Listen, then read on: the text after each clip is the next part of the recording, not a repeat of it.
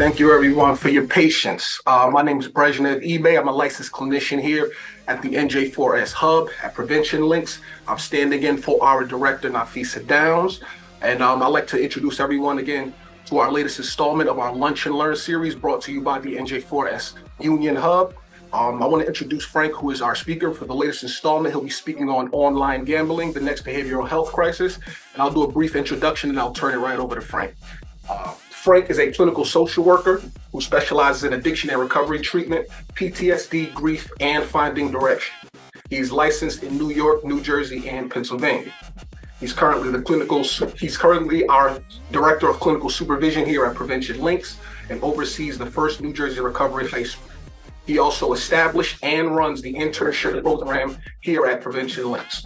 Additionally, Frank is an adjunct professor at the Rutgers School of Social Work. He drives up to Albany, New York a few times a month in order to serve as the head therapist for the New York State Troopers Employee Assistance Program. Frank has worked with teenagers for over 20 years. He comes from a long line and legacy of teachers in his family. He himself taught at the Elizabeth High School for 3 years, and he created the Adolescent Outpatient Treatment Program at 100 and Drug Awareness.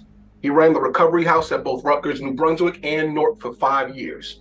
Also, Frank served on the New Jersey Governor's Council on Alcohol Drug Abuse from 2011 to 2022 and was the chairman of the New Jersey Heroin and Other Opiates Task Force. He served on the board of directors for Hazelden Betty Ford from 2014 to 2017. Also, he served on the National Association of Social Workers from New Jersey's board from 2018 to 2020.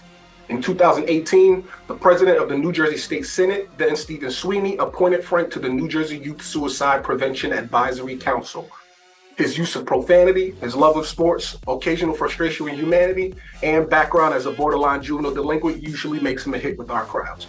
So with no further ado, I'll turn the platform over to Frank. Frank? Thanks, Brezhnev. Good morning, everyone. All right, so online gambling and next behavioral crisis. I'll get through this. I'm going to talk about both regular gambling, online gambling, but also sports gambling. And then I'll make sure that I have room to answer questions. So, all right, we've already gone through who I am. This is the fourth in a series of 5 lunch and learns that I'm doing this October. We have 5 Mondays, so 5 lunch and learns with me. For those who've been with me in previous weeks, we covered substance misuse awareness. We really talked about diagnosing and denial and treatment programs, and then what NJ4S can do. 2 weeks ago, I talked about cannabis and how super strong marijuana is affecting juvenile brain development and also exacerbating behavioral and emotional health disorders. Last week, I discussed video game addiction. I purposely put gambling after video games because there's a very strong link between video games and gambling, particularly with the younger population. I really believe that there's a bunch of things that are happening in video games that are priming people towards gambling. It's not the biggest cause of gambling problems, to be very, very clear. But for those of you who have people under 18 in your life who are playing video games, they are being exposed to early gambling that I want to make sure you're aware of. And so next week, I'm going to wrap this up by discussing suicide. And with suicide next week, I'm going to talk about both prevention work and then also working with suicide survivors. And the last thing I'll say about suicide, that presentation before next week, is that a suicide survivor is someone who is the loved one or friend or family member of someone who died by suicide. All right. So I'm going to tell you why I got interested in gambling, because it was something I was absolutely not interested in when I first started my journey doing this work over 25 years ago. We're going to go through some definitions. I'll talk about the effects of family. Basically, if there's a gambler in the family, what the effect is on the spouse and what the effect is on children in a family. I will just briefly let you know what is the most likely co-occurrence with other disorders. There's a very too easy question screening tool, but again, that does not mean that if someone answers positively to the questions that they have a gambling disorder, and if they answer negatively they don't. It's just a good way. It's a screening tool to jump off to see, are there further questions. I'll explain what self-exclusion is. There's a number of articles that I think are good ideas for people to be aware of, and then I'll share some resources. So I'm mostly interested in gambling as a result of the 2018 law where the former governor of New Jersey, Chris Christie, sued sued the United States at the Supreme Court on allowing whether or not New Jersey and other states outside of Las Vegas, Nevada could make money off of sports gambling. And he won that lawsuit, thus opening sports gambling outside of Las Vegas. And so there are a number of states that have sports gambling now. The issue with both sports gambling and with regular gambling is not only can you bet in person, you can also bet online now. Historically, before we had online sports gambling, you could really only bet on the outcome. So tonight we have Game 7 of the American League Championship Series in baseball. We have Game 6 of the National League Championship Series, and we also have the Vikings 49ers professional football game. Historically, you could just bet on who's going to win or lose that game. Bets have changed over time, and they changed with computers and online betting and betting from your phone. So tonight you can bet on who is the first Viking or who is the first 49ers to score the first touchdown or the second touchdown. You can bet on whether or not Kyle Schwarber is going to hit a home run, or how many runs might the Rangers score in the game, or how many runs both the Rangers and Astros will score in the total game. Or you can gamble on, I don't know if the Lakers are playing tonight, but I know some basketball teams have preseason games, so you can bet on how many points someone like LeBron James has. Working in alcohol and drug treatment programs, the last several years, I would tour places. I would tour where people are staying in supportive housing, and I'd ask them, do you guys, do you gamble? And I'm amazed at how many people, both men and women, answer affirmatively, even if they're struggling with other process disorders, even if they don't have much money. I've just been stunned by how much people are gambling online. I'm still in the Army. I was in the Army from 96 to 04 as a tanker. I got out and then rejoined as a medical officer in 2014. Whenever I'm walking around bases, one of the questions that comes up, I ask people like, hey, do you gamble? Do you know the people that gamble? And again, it's not something that people will just offer up and be like, hey, I gamble. But if I ask people questions, they'll often tell me. I am consistently amazed, despite I'm doing this training for everybody today, I'm consistently amazed how many people I come across are gambling. Now, on top of what I just mentioned earlier with the bet on first TD, bet on the next TD, bet on someone hits a home run, how many points LeBron has, you're not just betting on outcomes, you're betting on individual performances, which are far more variable. But you can also do what's called in-game betting. So, for example, the director of NJ4S, Nafisa Downs, she is a fan of the Pittsburgh Steelers. So she might be watching it. She could be, I won't say Nafisa, a Pittsburgh Steelers fan could be watching a game and during the game get very excited that they're up because they're in a heightened emotional state. They're like, you know what, I'm going to gamble more. So they take out their phone and they place a bet. Now, they're placing a bet in a heightened state. Or that Steeler fan could be losing a game, like they were at points to the Rams yesterday, and they could be like, oh, this is horrible, I'm looking to feel better, I'm going to bet. And so in-game betting allows so gambling is typically an impulsive thing. It becomes even more impulsive when people are in an emotional state. And so if you're watching sports and your team is doing well, heightened emotional state. If your team is doing poorly, even a more heightened emotional state. And so, people that are betting in games, the in-game bets have typically tend to work out worse for people than bets before games take off. So there's all these little things that tweak where people kind of get into more trouble. So I say that's a bit of a horror show. The other thing is that you're not seeing it as much now, but for in 2020, 2021, and 2022, if you're someone who watched sports, you would just be completely blanketed with sports gambling ads. And there was all kinds of ads saying your first $100 is free, your first $500 is free, there's a $1,000 risk-free bet. Why would they do that? They're willing to, first off, it's not like they're just giving you $500. It's money that you have to use, in the gambling app. But the other thing is that they know that once they expose people to this, even if they're giving away $500 of theoretically free money, they're still likely to make much, much more off of you once they get you in. So it's been real strong fishing for customers. I watch a lot of baseball. I'm a Dodger fan, so I have a subscription to Major League Baseball TV. I can watch it on my phone, on my computer, on my television. And in 2021, I counted several times, not just one game. I got this one ad with Aaron Paul, who's really disappointed me post Breaking Bad career, both partly what he's done, but also the gambling ads of pushing. And so Jamie Foxx is pushing gambling ads right now. Ben Affleck is pushing gambling ads right now. I mean, they use tons and tons of celebrities. I know Hal Berry's doing something for Caesars.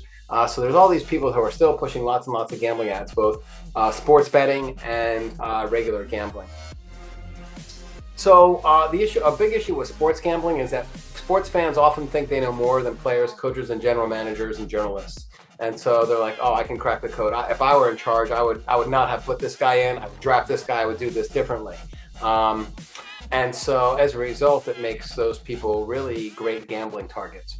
What's happened since gambling has been legalized is now we have announcers talking about gambling lines during games. And so not only is gambling legal, but now we have this very supportive culture that's wrapped around sports, which talks about it. And again, it's not like it's a rated R movie. You have little kids watching games, maybe on their own or with family members, being exposed to gambling lines, bet, what are the odds, things like that. And what that does, it gives it a permissiveness. It's sending a message, this is normal, this is okay, this is a good thing. I have a lot of really, really grave concerns about that. All people are impressionable, but young people in particularly. And again, one of the things people have found is one of the best ways to normalize something is to put it on television. So you have the prevalence now of just gambling only sports TV and radio shows talking about gambling and all kinds of ads on social media. A woman I dated a couple years ago, she does not watch basketball, she does not bet, and she got an ad on her phone to bet $1 on a Knicks playoff game. And so wild. The Associated Press made a deal with FanDuel to post betting lines and AP. So no longer just like, hey, the Phillies are playing tonight at 5 p.m. and it will be on TBS. But also, here's the betting line. Here's the over/under. Here's who's favored to win. There's a number of sports leagues lawyers who predicted that they'll make more money from gambling than they do from TV in the next decade. Now, let me put that in perspective. The National Football League in 2021 signed an 11-year deal for $105 billion. So they get about just somewhere between $9 and $10 billion a year in revenue from television. And the NFL expects that through their gambling partners, they're going to make more money than $9 billion a year off people gambling. That's an enormous, it's an enormous sum of money. To put this in perspective, the New Jersey state budget, and again, I try not to get into the weeds of state, county, and municipal budgets, which I find fascinating, and most Americans in New Jersey don't pay any attention to. But the New Jersey state budget is $54 billion. $54 billion for the New Jersey state government to make the state run. That's partly money that goes to highway maintenance, partly that's to go to the New Jersey State Police. Part of that's to help some poor districts in the state funding their schools, paying state employees for licensure, things like that. Major League Baseball and ESPN signed a $500 million deal a year for 7 years. I expect with Major League Baseball's recent ratings and attendance spike that when they renegotiate, it's going to be a lot more. Now, that's just Major League Baseball and ESPN. They also had a separate deal with Turner Sports. There's all these things out there, right? And so both basketball, baseball, football, all the sports, but those three in particular are really pushing their links to gambling and making money off gambling. Significantly and disturbingly, there are now lots and lots and lots of sports stadiums that have casinos built into them or next door. So it's just a huge issue and a huge source of revenue. So it's something that everyone really should pay attention to. So what do I see in the people I work with? It's a hidden problem. So like, if there's someone who has a several pod a day nicotine habit, or they smoke 2 packs a day, or someone has a drinking problem, or an eating disorder, it's hard to keep those things hidden. It becomes fairly obvious either through sight, smell, behavior. With gambling, people don't talk about it. You don't have to have people go to casinos. They can do it on their phone. They can do it on a computer. And so as a result,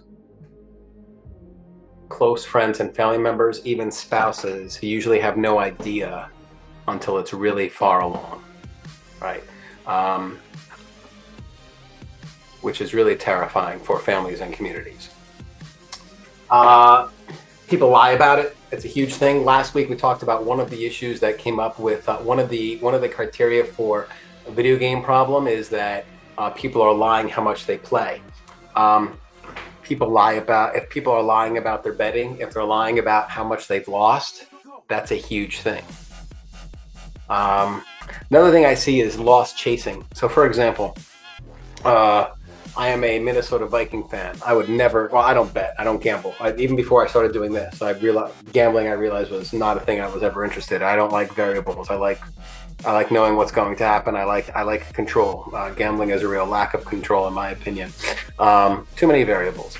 So, well, let's say I'm a Viking fan and I decide to foolishly bet on the Vikings against the 49ers tonight, and then the Vikings start losing. What I might do is I might start playing extra bets because I'm thinking about the money I just lost and I'm chasing that money. Or after the Vikings lose, perhaps I decide to bet on Tuesday's baseball game or the next Rutgers football game, trying to win back the money I've lost. So let's say I bet a mortgage payment, or I bet a car payment, or I bet money I had to set aside for some vacation, and it doesn't work out. Now I'm like, oh my God, I don't have that money, and I need to chase the money I lost. Loss chasing is a big thing. Gamblers often have a huge sense of shame once they've lost stuff. As I mentioned earlier, there's no visible signs of addiction, and there's often massive financial problems. Now, because of the financial problems, it has a higher risk gambling. Now, let's talk about the process disorders. We have alcohol, drugs, sex, food, shopping, video games, gambling. These are what people engage in a behavior to feel good, to celebrate, to escape, and those behaviors become maladaptive, and people use them excessively to feel good, to escape, to deal with negative emotions, to deal with negative situations, and they start causing their own problems, and we get this kind of death spiral. Of all those process disorders I just mentioned, of all 7, the one that has the highest correlation with suicidal ideation, suicide attempt, and suicide completion is gambling. At the bottom there, I said that loot boxes in video games provide early exposure to gambling. So again, anyone know what's the age of, what's the legal age for betting in the United States? How old do you have to be? Is it 18? It is not 18. 21? 21, correct. So, 21 years old to gamble. All right, now, again, all you need to do is just Google or whatever other website you like. Perhaps there's a couple Ask Jeeves people out there. That's fine. I appreciate your sticking to Buena Vista and Bing and other search engines. That's great. Kidding, obviously. But you can just Google kids loot box reactions, and you'll see like 5 and 6 and 7-year-olds opening loot boxes in video games that they've gambled points or money on, and their reaction to prizes. And so again, I talked about loot boxes last week. I have an article for you to read more about loot boxes, but basically there are so many games now that have some kind of gambling aspect to it. And so we have people that are younger getting exposed to this.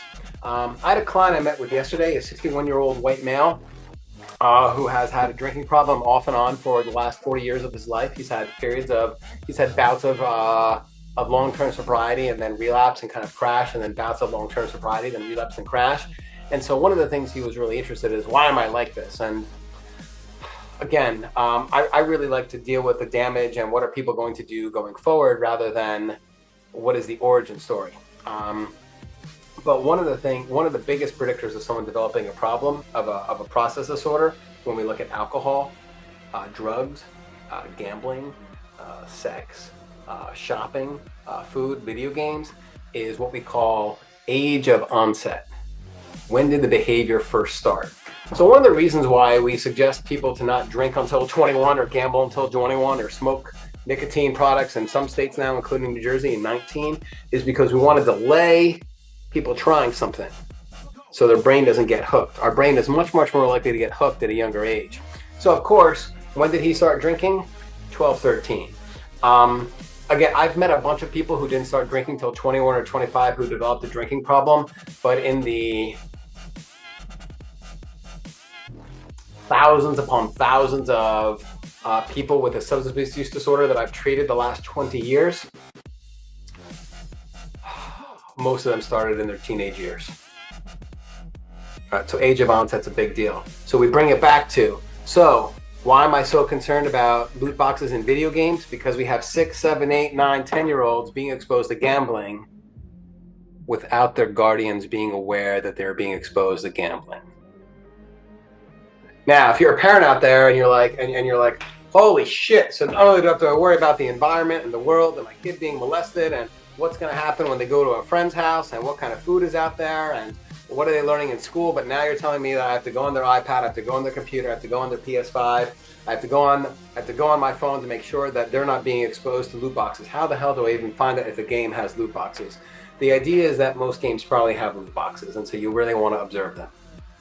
It's really tricky. It's really, really scary stuff. All right, I see there's a couple things in the chat here. Manny says that it's there's slots within a game in Pokemon.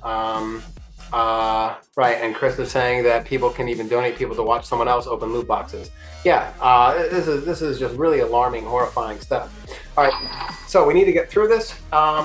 What is gambling? So a really good definition by the New Jersey Counseling on Disordered Gambling: participating in any game or activity in which you risk money or a valuable object in order to win money or a valuable object. Where is gambling legal in New Jersey? Racetrack since 1939. Bingo, yes, bingo is gambling since 1950. Lottery was approved in 1969. Casino gambling was approved in 1976, and the first casino opened in Atlantic City in 1978.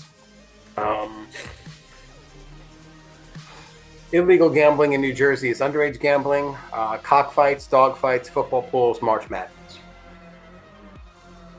Legal gambling in New Jersey: casinos, account betting online. So I just sign up for one of the casinos in Atlantic City. I can place bets. Off-track wagering, so you're not even at the track. You're just gambling about something that's happening at a racetrack. The lottery, scratch-offs, day trading, bingo. We have internet gambling where I could play poker or blackjack or something like that, or even roulette, which seems crazy to me that I'm going to bet on a computer bouncing ball, not even a real bouncing ball. I don't know how that doesn't seem horribly rigged. Internet gambling went live for New Jerseyans in November of 2013. Legal internet gambling went live for New Jersey November 2013. Before that, before that period, 10 years ago, people could do offshore online gambling. And then, of course, sports gambling in 2018, which really brought all this to my attention. So what are the types of gamblers? 90% of people are what's called social gamblers. They gamble without having any kind of problem. They enjoy it. It's entertainment. They gamble with other people. They go and say, I'm betting $100. I'm going to bet $200 and that's it. After they hit their limit, they're done. Maybe they go to Atlantic City. Maybe they go to Foxwoods or Mohegan Sun. Maybe they go to Las Vegas. Again, I'm not encouraging these things. I actually don't think it's a great idea. I think people should do other things, but that's the moralistic side of me as far as, someone who's been dealing with, people with gambling problems. But for most people, it's a social thing. They do it with other people, and it doesn't cause them any problems in any life areas. 7 to 8% are what we call problem gamblers. They gamble longer than they plan. So they're like, all right, I'm going to go to Atlantic City tonight. I'm going to gamble till 11 o'clock, then we'll go do something else. And 11 o'clock rolls around like, I'm up, I'm down, I'm going to keep gambling. They lose more than they planned. They decided to bet, I don't know, maybe $1,000 on sports throughout a season, and they get to middle of October, like, I'm down $1,000. I got an idea, I can get it back. They borrow money for gambling. I have a client who's actually an accountant who has a number of very high personal loans at high rates, at high interest rates, because he was loss chasing for so long. They start losing more and more. They lie about how much they've gambled. They lie about how much they've lost. Again, there's that loss chasing there, returns to gamble to win back losses. And again, relationship problems begin. Those relationship problems could be caused by being away, being irritable. You know, so like, imagine you lose $5,000 and now your romantic partner's like, so what do you want to do? You're like, yo, can you leave me alone? Makes sense. Now, if you're talking to a romantic partner or a friend or a family member and they react to you, you're like, whoa, where the hell is this guy? I just asked you, like, what do you want to do tonight? And you're biting my head off. Well, once you find out that someone lost $5,000, you can understand. Not that you're like, oh, well, I'm really glad you told me about the $5,000. Sorry about that. No, that's not how it works. Then there's also like, yo, that money was for this. We're going to do this. You can't keep doing this. So there's all these kind of, and that's, so there's money gone, there's plans awry, there's people missing, you know, people kind of disappear for their gambling binges, and there's irritability. So it causes all types of problems. That's problem gamblers. Then we have disordered gamblers. Disordered gamblers cannot pay household expenses and debts. They gamble more and more. They gamble for large amounts. They find some family member or friend who gives them money to allow the gambling to continue. Obviously, they start having problems with other people in their lives. They might engage in illegal acts. They've probably stopped. They almost certainly have tried to stop or limit the gambling unsuccessfully, and they're much more likely to feel helpless and suicidal. If we look at family members, a problem or disordered gambler on average affects 10 to 15 people in their life. Family members are the ones most affected by someone's gambling, and most family members have no idea about the consequences or the magnitude, and they don't really get exposed to the consequences until later. So how does it affect an overall family unit? And that family unit could be a duo, it could be 10 people. We have a loss of trust, respect, effect on relationships and family dynamics, financial security and reputation. What happens within the family: stress, isolation, neglect, distrust, dysfunction, resentment. So what does someone with a disordered gambling problem look like? They don't see their family as much. They don't do as much activities with family. They miss significant events. Could be holidays, could be birthdays, weddings, dinners, funerals, whatever. You could notice a change in a pattern of eating, sleeping, and sex. They may neglect basic care. They might not be contributing financially anymore. And they're often gone for long, expected, and unexplained periods of time. It's amazing how much this looks like a substance misuse disorder. I was first told in a class I took at the Rutgers Center of Alcohol Studies in '98 about disordered gambling, and that it was the same as alcohol and drug problem. And I was like, no, if I'm putting cocaine into my body's having a reaction to that cocaine. If you're just playing cards, it's not the same. And the instructors and my classmates tried to explain to me that idea was incorrect, and I didn't grasp it at that time. A little later, I grew to accept that sex, food, gambling affect the brain the same way alcohol and drugs. I had a mental block though, because I was like, my thing was, if I'm putting a substance into my body, that causes the brain chemistry. What it took me a while to learn was that engaging in these behaviors change the brain. So a gambling problem in the brain looks like the same as a drug or alcohol problem. Emotional effects of gambling: people withdraw, they might seem distant or anxious, huge mood swings. That's a really, really big thing. And they'll often complain about things are boring unless they're gambling. Financial consequences are potentially massive. Now this is kind of later stage stuff. They might have a good job and still have financial problems. There might be money that's missing. There may be valuables that disappeared. There might be lots of borrowing, cash advances on credit card. People may not be paying insurance policies or other bills. They might borrow money from pensions or 401ks without telling their family or partners, and they might be engaging in illegal acts. Quickly on spouses, you get the idea here. I don't think I need to go on to spouses too much. But the marital conflict, the lack of trust, humiliation, loss of intimacy. If someone has a gambling problem, gamblers, not disordered gamblers, just like the 10% of people who have, regular gambling problems, divorce happens at a higher rate than the average society, than the rest of normal society. But let's take a look at children. So particularly for those of you who are working in schools with children, for those of you who are working with NJ4S or looking to access NJ4S services, what does a kid do who's coming from a family of gamblers? The same thing that a kid does that's coming from a family of someone with an alcohol or drug problem. That kid may decide to become, I'm a higher achiever. They might become a scapegoat. A scapegoat is someone who takes the blame for everything that happens in the household. The kid might disappear. The kid might become the caretaker of the family member with the gambling problem. Or the kid may become the caretaker of the spouse who is codependent upon the person with the gambling problem. Kids often have a sense of shame or guilt. They're embarrassed by the parent who gambles or the problems, or they feel bad about their family, or they may even say, if I were a better kid, maybe my father or my mother may not gamble.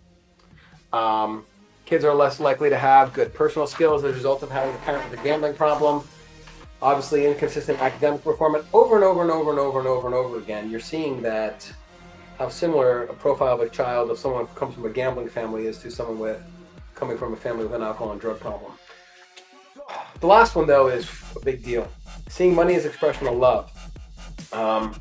One client I had a couple years ago, she talked about that, how it was like walking on eggshells. Like if her dad lost on a football Sunday, it was horrifying and people disappeared. But if dad won, it was like, let's go out to a big dinner, let me buy you presents, he'd be happy. And it was like almost this like great holiday. Like it was so awesome when her father won because he was in such a good mood and so giving. It was like Santa Claus Day. That is a horrific message for kids to get. It's incredibly inconsistent and damaging. So what does that result in? Not trusting self or others. Dealing with, as I mentioned, the happy surprises or angry outbursts, learning to keep secrets. Really tough stuff.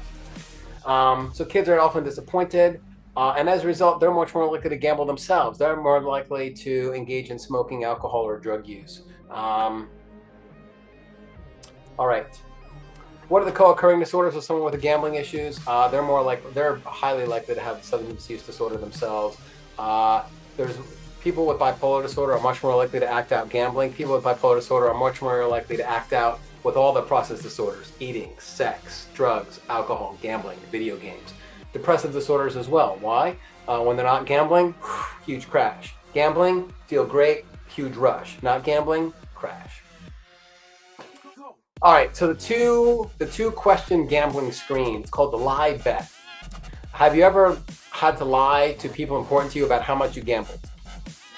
Have you ever felt the need to bet more and more?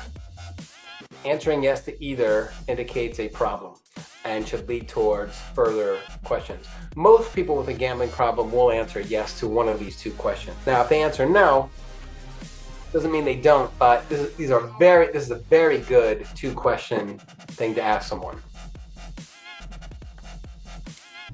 There's something called self-exclusion. I've had clients sign up for this. It can be a 1 year, 5 year, or lifetime ban. So you contact the Casino Control Commission. You can contact them online or in person. Now, as you can see there from the second bullet point, it's not a cure but a tool. So let's say, there's a client I worked with who loved going to play blackjack at casinos. So he had himself banned from being able to buy chips at any casinos to play money. But then he learned in 2013 that he could gamble on his phone. So he then had to go through getting banned on all the New Jersey, all the casinos that are in New Jersey as well. You can do this for not just casinos, but you can do this for online betting. You can also do this for racetracks. But again, it's not like, oh, I'm banned, so therefore I'm not going to gamble anymore. People still need to be doing other things. All right, I want to be very, very clear about it. There may be some questions about this later, so we'll get to the questions. So what does it mean? Casino employees may refuse to accept your wagers or ask you to leave. If you gamble somehow, you cannot collect winnings or recover any losses. You cannot get comp, so you don't get like a free meal or free housing. Casinos cannot send you any material online or in the mail. And if you want to be like, you know what, I can gamble again, it's not like it just comes off. Even if it's a 1 year or 5 year ban, you have to contact them and say, please take me off the gambling list. I'm looking to gamble again. I really like doing the self-exclusion. One of the things that when I work with the spouse or family member of someone is we talk about, well, one of the things we can do is we can have them self-excluded. If they're willing to get self-excluded, that's a really good sign. Like, I can't sign up my kid for self-exclusion. I could not sign up a spouse for self-exclusion. People have to self-exclude themselves. Now, let's say you're the spouse or a family member of someone who has decided to self-exclude. That does not mean we're good now. It's just one of many things. It's just a tool. All right, so there's a bunch of articles here. I'm going to put these articles. I'm going to, no. Let me, I'm going to put these, once we're done, I'm going to put these articles in the chat so people can have access to them. One of them is about a substance use problem, which goes back to the Monday, our first session. The loot boxes are a really good one for people to refresh themselves on video games and addiction. Suicide, we'll wait till next time. And then there's a really good piece from 2 years ago on how sports betting is changing baseball. Really alarming to me. Obviously, like everything else we do at NJ4S, you can contact Nafisa Downs if you have questions about what can our clinicians, what can our prevention specialists do, what do they know about gambling, what kind of help might they give. On top of that, though, Gamblers Anonymous meetings is a really good thing for people to go to if they have a gambling problem. There's in-person meetings, there's online meetings. There's also free treatment in New Jersey. I was a consultant for 1-800-GAMBLER.org. That's the New Jersey Council on Compulsive Gambling. I provided treatment that the state and the feds paid for. Some people I saw in person, most people saw online. I did that for a period of 3 years. So the idea is that gambling is such a huge problem, and there's so few people that can do it. And most people who have the gambling problem don't have the money to pay for a gambling treatment, that you can contact the Council on Gambling. You can dial 1-800-GAMBLING, and they will set you up with a counselor who lives nearby to you, either to see online or in person, for a series of up to 24 free treatment sessions.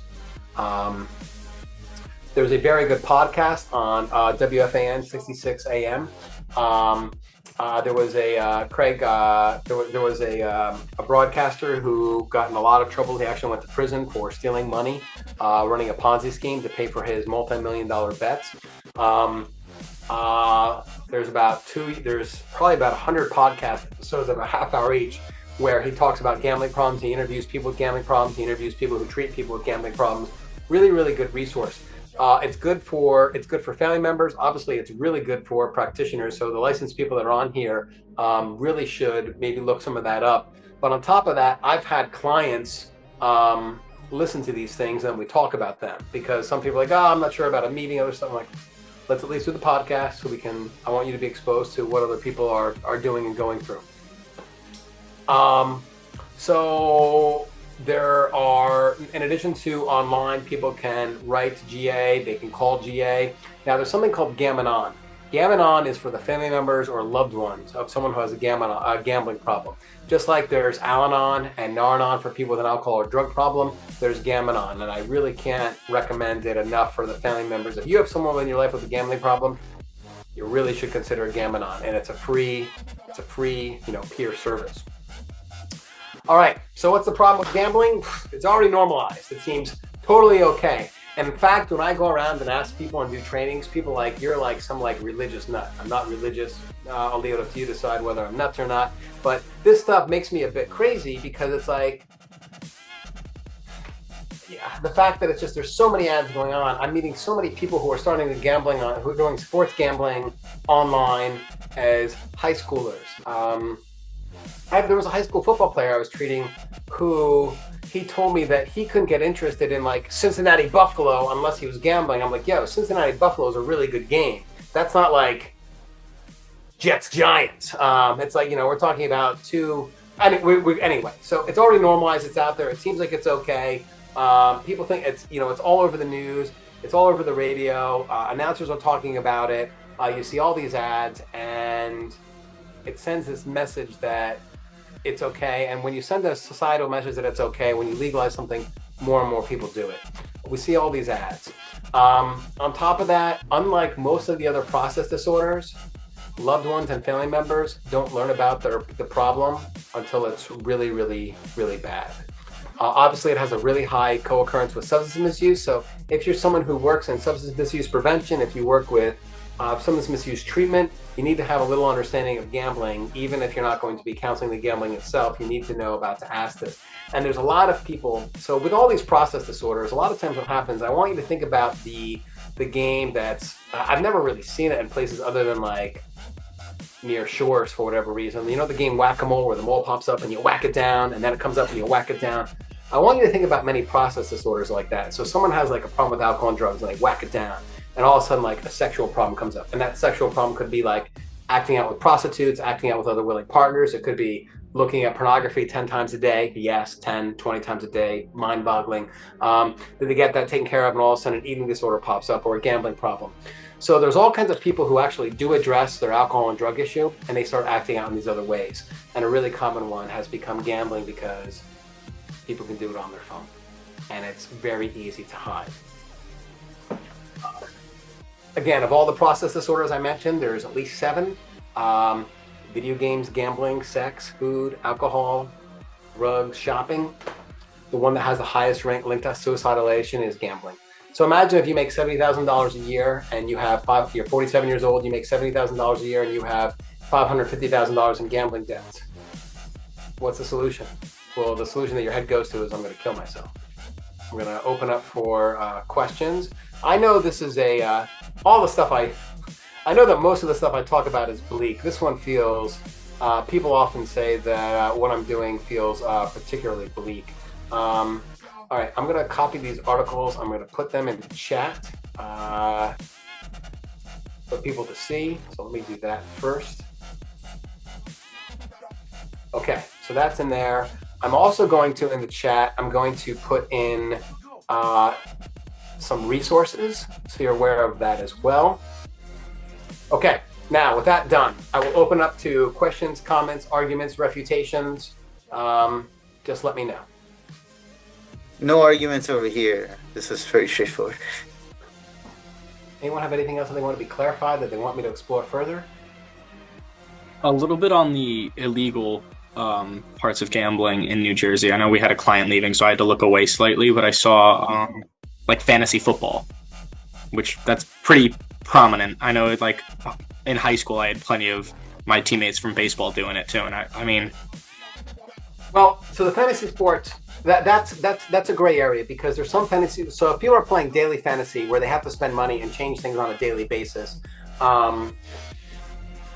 that would constitute gambling. If someone is playing in a league where they're playing for a pool of $100 or $150, that is gambling also. But again, there's lots and lots of people who do that thing where, because they're not putting in more money, it's like a special.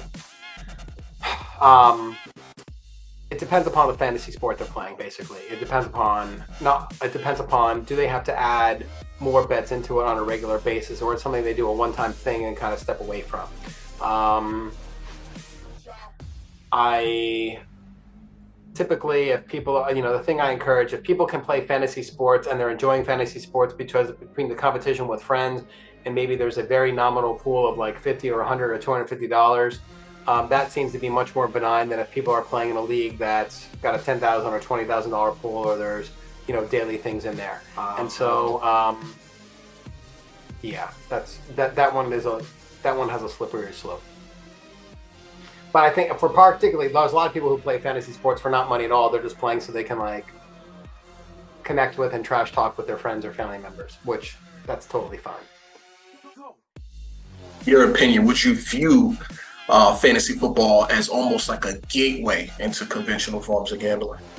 I would not. I think most people use it as a pretty entertaining tool. It's another way to engage with sports. I think that gambling, so it's a great question, because originally people played fantasy sports and there really wasn't money involved, and then people realized, wow, we have people who are really engaging with sports, right? It's another way to engage people to get a customer. let's come up with a way to monetize that, to attach more of a gambling aspect to it. So, so like anything else, it can kind of be poisoned or made worse. But I think people can. I think a vast majority of people play without it, not even being a problem, but not even being a gateway. The other thing is that with sports gambling, I'll talk to people and I'm like, listen, you're sports gambling. Do you just like to gamble and you're looking at sports? Or are you a sports fan who came to gambling? And a lot of times people are like, I'm a huge sports fan, I like to gamble. I'm like, look, if you're unable to deal with this, you're eventually going to have to quit sports. I'm like, so the idea is do you want to wait to get so bad where you can't watch football anymore? You can't watch baseball or hockey or basketball or whatever else. And it's because eventually it becomes, like so many of the things I do with the process disorders is we have to do what's called stimulus avoidance. And so there are people I know who I've worked with who not only do they have to give up gambling, they have to give up watching sports because watching a football game is too much of a relapse trigger. And what's one of the biggest, what are the two biggest sports relapse triggers for sports gamblers?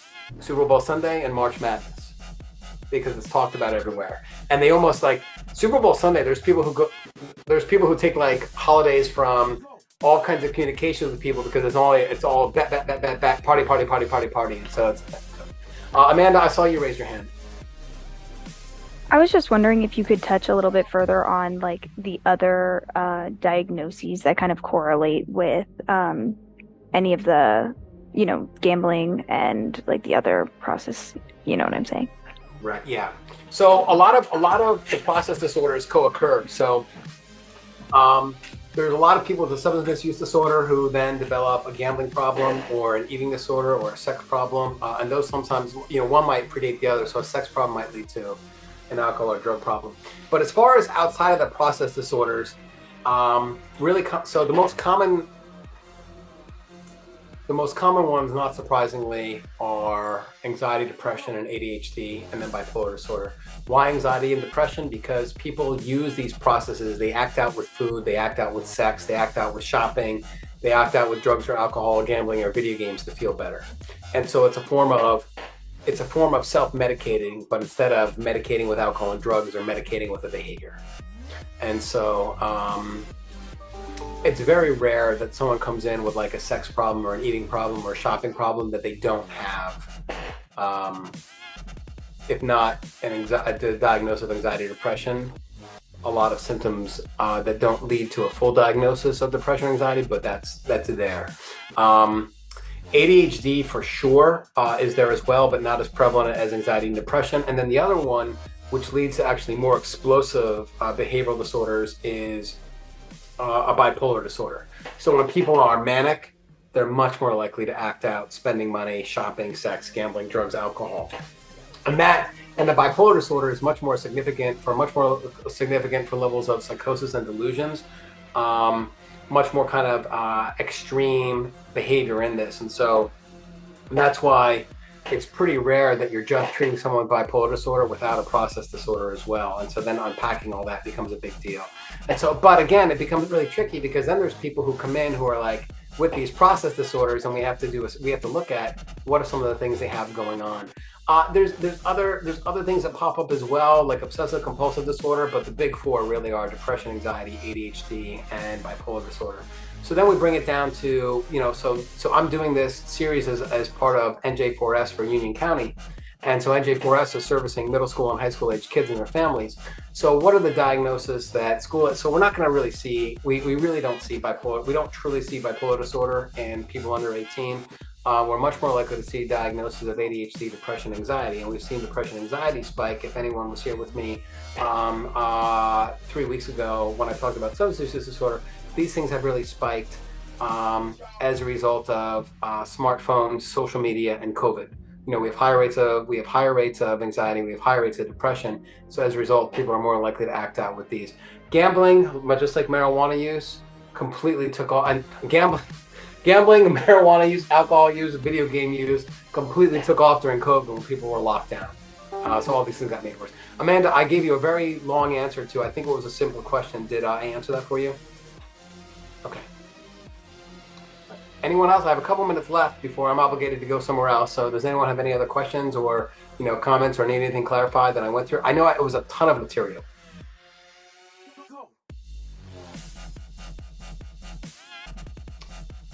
Okay, Brezhnev, I will turn it back over to you. All right, thanks again, Frank. Very much appreciated for all of the insight and the information. So this concludes the latest installment of our Lunch and Learn series brought to you by the NJ4S Union Hub here at Prevention Links. We encourage you to even spread the word, invite somebody for the last installment that Frank will provide for us next week. So if that concludes everything and everybody's good, you can have a wonderful and joyous rest of your day. We'll see you all next week, hopefully.